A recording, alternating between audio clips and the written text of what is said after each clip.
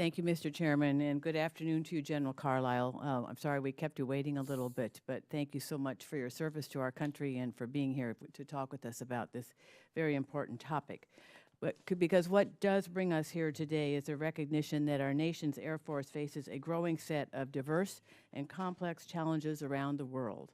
To meet these threats and to maintain air dominance, the United States needs an Air Force with a range of capabilities to counter increasingly contested air environments and fighter advancements being developed by our adversaries. As we all know, the Air Force is in the midst of an ambitious modernization program driven in part by the age of many of its major aircraft fleets.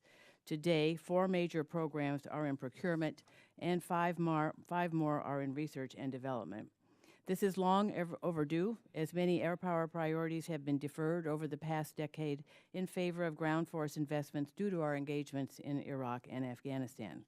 Simultaneously replacing such advanced programs is never easy, but this job is certainly made harder by the constraints placed on the Air Force by the Budget Control Act and a series of unpredictable budget deals over the past several years.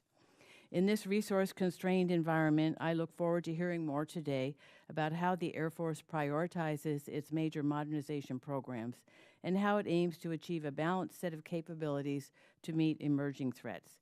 In addition, I hope to hear what we in Congress might be able to do to help solve issues you are facing. I look forward to your testimony. Thank you for being here, and I yield back. Thank you, General. And to follow up on Mr. Turner's question and observation, I think we all appreciate or have come to appreciate the difference that the Joint Strike Fighter will make, but conveying that to the average citizen who really may not even understand what air dominance is and how this new generation of airplane helps to achieve that. That's the challenge I think we all face here, especially in light of all the cost issues that have emerged, how long it's taken to develop this great capability. So I think it's a tough one, and I think something that's worth considering, how to better communicate the challenges we have and the difference it makes.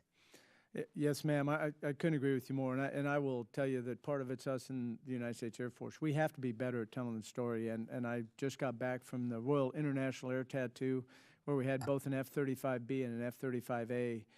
And it really does showcase the capabilities of the airplane and what it can do.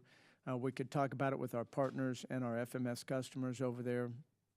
I think, to some extent, frankly, we've been a little bit victims of our own success, because you see what's happened over the past 25 years, and we have had air dominance, but it's been from a lower capability threat. And we know that if you look at a resurgent and an increasingly aggressive Russia, you look at what's going on in the South China Sea, and the East China Sea, if you look at what's going on with Iran and the weapon systems they're buying, all of those point to the fact that our adversaries know what we're capable of, and they're doing everything in their power to counter it.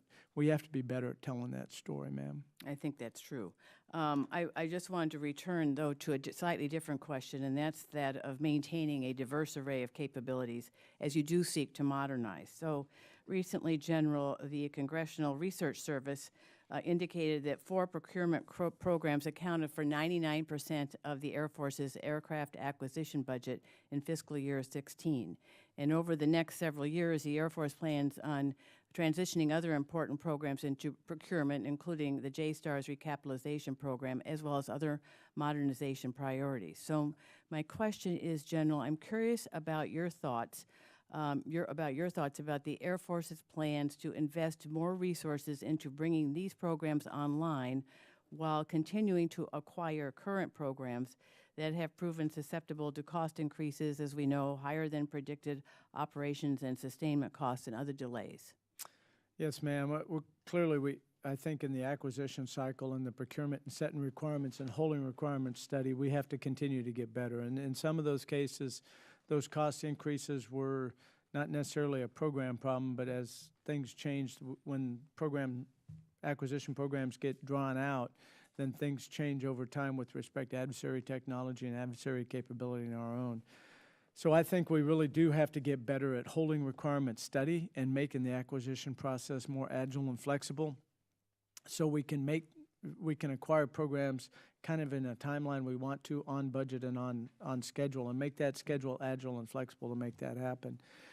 Clearly, I think if you look at what's happened in the past 20 to 25 years, we kind of ended up in a position where we kind of stopped procuring in the 90s. Frankly, in the peace dividend, the world changed drastically after, if you look at the air war over Serbia or Allied force combined with what happened on 9/11, that kind of changed the focus to a large extent, and we've concentrated pretty significantly with respect to investment on the current fight we're in. At the same time, we see the adversary capability grow with the potential adversaries out there. So I believe that we have to prioritize.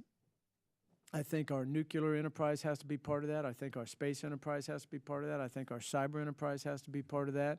But we also have to modernize our capability to do the core function of the United States Air Force, and one of those is air dominance.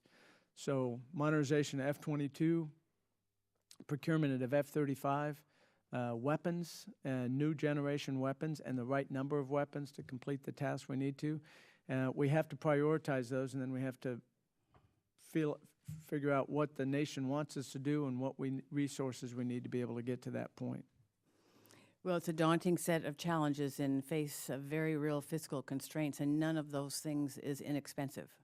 No, ma'am. So I don't envy you your challenge. With that, I yield back.